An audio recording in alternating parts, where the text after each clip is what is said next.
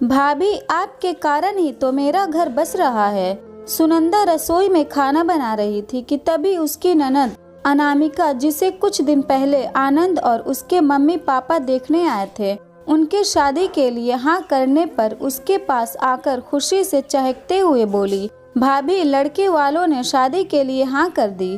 थोड़ी देर पहले पापा के पास मेरे होने वाले ससुर का फोन आया था। मम्मी ने अभी अभी मुझे यह खुशखबरी सुनाई है। मैं बहुत खुश हूँ।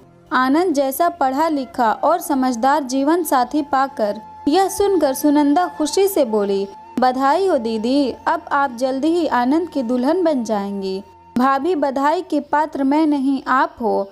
आपके समझाने से ही मेरा रिश्ता पक्का हुआ, नहीं तो लोग मुझे देखकर मुंह बनाकर चले जाते थे।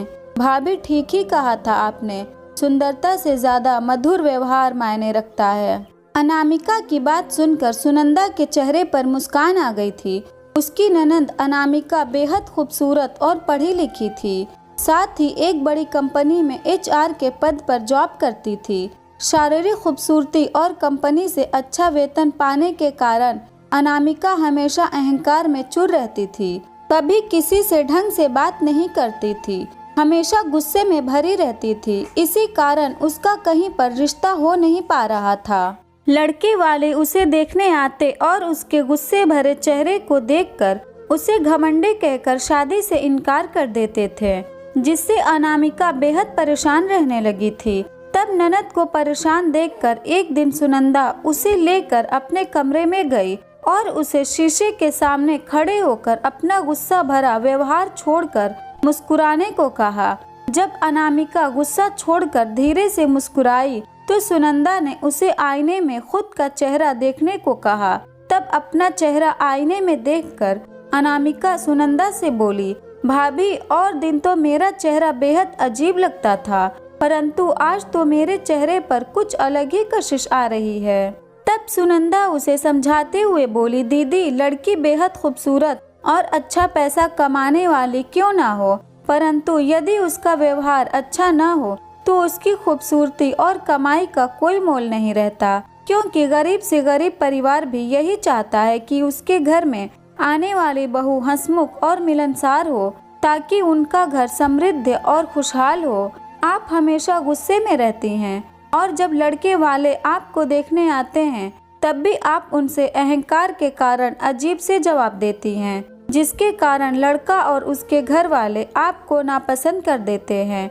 यदि आप अपना अहंकार छोड़कर अपने आचरण को सुधार ले और सबसे मधुर बोली बोले तो आपका रिश्ता जल्द ही पक्का हो जाएगा। आज के बाद आप ऐसे ही मुस्कान बिखेरती रहना और सबके साथ अच्छा व्यवहार रखना। सुनंदा की बात अनामिका की समझ में आ गई थी, क्योंकि लड़के वालों के इनकार के कारण जब वह अपने मम्मी पापा का झुका हुआ चेहरा देखती तो वह कई बार वह खुद भी परेशान हो जाती थी।